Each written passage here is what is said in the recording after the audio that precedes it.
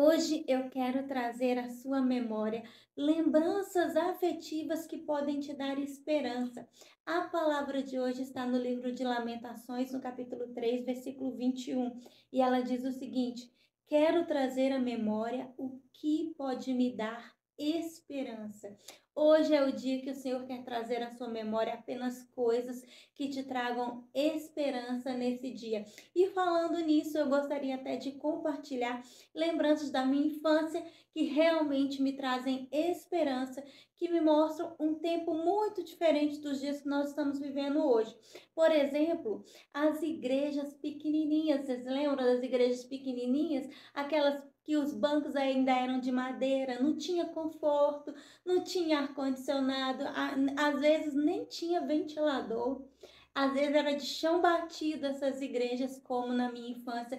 Eu frequentei igrejas assim e era realmente uma bênção. Eu sinto até muita saudade dessa infância, onde eu vivi coisas maravilhosas, onde eu vi coisas maravilhosas que o Senhor fazia nessa igreja pequena, nessa igreja humilde, igreja onde as pessoas tinham o coração rendido ao Senhor. E falando nisso, na minha infância, quando eu devia ter uns 10 para 11 anos, mais ou menos, a minha avó mudou para um lugar bem distante.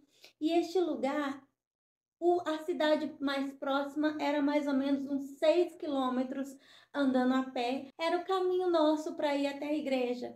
Eu e a minha avó, ia eu, minha avó e os meus tios para a igreja. E nessa época, a gente andava esses 6 quilômetros e era estrada de chão no meio da mata. Tinha até um lugar, um certo ponto da estrada que a gente chamava de Rua do Talco. Sabe por quê? Você passava, era como se fosse o talco subindo de poeira, e a gente tinha que ir realmente para essa igreja levando uma sacolinha.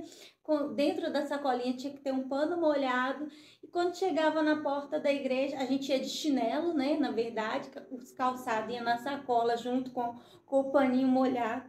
Quando chegava próximo da igreja, assim, onde já tinha asfalto, a gente tirava, né, no saquinho esse paninho molhado, limpava os pés, tirava a poeira toda, e aí a gente ia para a igreja. Então, olha, era muito sofrido, mas eu, como era criança, né, eu me diverti bastante, achava até interessante fazer isso, mas para minha avó, que já tinha uma certa idade, era bem complicado. Caminhava 6 quilômetros para ir, 6 quilômetros para voltar, isso para adorar ao Senhor. E olha, se for comparar com os dias de hoje, meus irmãos, onde tem uma igreja evangélica a cada 100 metros e você ainda pode escolher a denominação que você quer seguir, naquela época não tinham igrejas perto e a gente tinha que caminhar muito mesmo para ir até a igreja, e a gente ia de coração aberto, a gente ia feliz, a gente recebia a palavra e voltava renovado. Só que na volta, que a gente ia, o culto começava por volta de 8 horas, né? E quando terminava, quase 10 horas, a gente ia voltando por essa estrada, nossa, cada coisa que a gente viveu nesse caminho, que só tendo fé mesmo para a gente conseguir voltar outras vezes na igreja, porque se fosse nos dias de hoje, as pessoas têm preguiça de ir na igreja na esquina.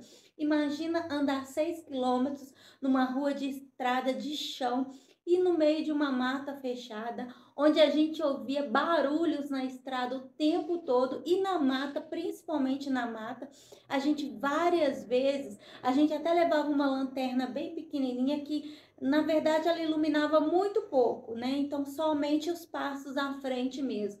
E a gente muitas vezes via no meio do mato, o mato quebrando, parecia que tinha alguém correndo no meio do mato, e a gente, como era criança, a gente ficava com muito medo. E a minha avó, como sempre, uma mulher de fé, ajudava a gente no meio dessa caminhada. Mas olha, meus irmãos, foi realmente uma infância maravilhosa, onde eu experimentei e vi exemplo de fé. Esta mulher que eu estou citando hoje, que é a minha avó, que está com mais de 83 anos aí, uma mulher de fé, que eu me inspirei a vida inteira e continuo me inspirando, viu, vó? A senhora é o meu grande exemplo de vida. Nessa época, principalmente, foi um dos maiores exemplos de fé que eu tive. Meus irmãos, A gente voltando da igreja, né, no meio disso tudo aí, mata fechada, bicho correndo, sei lá se era bicho o que que era, a gente morria de medo no meio do mato, quebrando, né, o mato, correndo ali, e a gente com aquele medo todo, e minha avó com aquela fé seguindo em frente, vambora, vambora, vambora, e quando a gente chegava, infelizmente naquela época meu avô ainda não era liberto, a gente ainda tinha que correr atrás do meu avô nos botecos, né? Que minha avó geralmente tinha que pegar eles nos botecos, porque ele estava lá, bebia muito, não conseguia ir para casa, e era isso que a gente vivenciava. Mas olha, eu digo para vocês que apesar de tudo que a minha avó passou, apesar de tudo que nós passamos, Deus era presente na nossa vida. E hoje eu tiro isso como uma lição de vida. Sabe por quê, meus irmãos? A mulher nunca desanimou diante dos obstáculos, e principalmente os obstáculos que ela enfrentava no seu casamento. E é um outro ponto que eu gostaria de falar com vocês, meus irmãos. Hoje, as mulheres não conseguem suportar mais nada. Hoje, as pessoas, por qualquer motivo, estão se separando, estão se divorciando e às vezes alegam até incompatibilidade de gênero, que coisa que para mim é um absurdo. Sabe por quê? Olha, a minha avó, por mais que ela enfrentava essas dificuldades, 50 anos, meu avô bebia muito, às vezes aprontava, quebrava as coisas dentro de casa. Eu não estou dizendo que você deve aceitar esse tipo de coisa, meus irmãos. Eram outras épocas, eram outros tempos, mas a palavra de Deus, ela permanece até o dia de hoje. Então, a minha avó persistiu. Ela realmente acreditava que um dia o meu avô ia ser liberto e um dia ele ia estar com Jesus. E foi o que aconteceu no finalzinho da vida dele. Então, esta mulher de fé, esta mulher de fibra, aguentou firme mais de 50 anos de casada com este homem, tolerando, suportando e continuando firme no testemunho da fé. Então é isso que eu quero te dizer hoje, minha irmã. Eu não sei o que você está enfrentando na sua casa. Às vezes, a gente, por causa de besteira, por causa de bobagem, a gente quer desistir, a gente quer deixar de lado uma coisa que é um presente de Deus para você. Olha, meu irmão, minha irmã, e mesmo que você diga, olha, eu casei errado, eu não esperei o momento certo, eu não esperei a pessoa certa, Deus não falou comigo.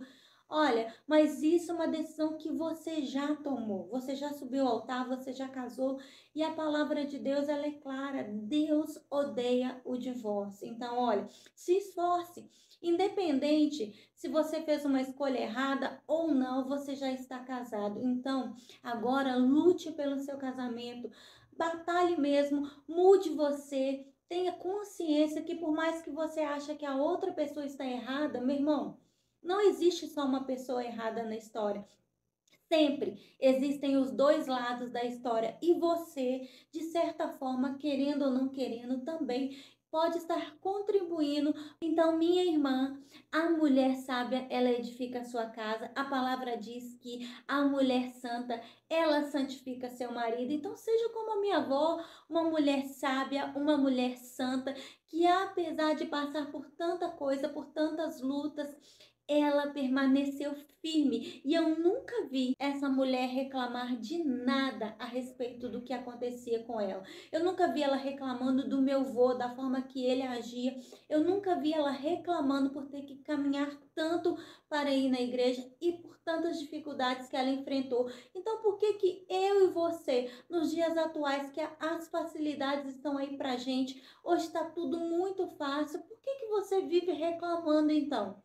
Por que que você vive questionando? Minha irmã, faça como ela, seja uma mulher sábia, seja uma mulher santa, santifique a sua casa, santifique a sua família e santifique o seu marido. E no final da vida, como ela já está com mais de 83 anos, você vai poder dizer no final da vida, ela combateu o bom combate e quando ela encerrar a carreira dela, ela vai ter guardado a fé. E eu tenho certeza que o Senhor vai ter várias pedrinhas para a coroa dela. Então, fica com essa palavra hoje, guarda aí na sua memória,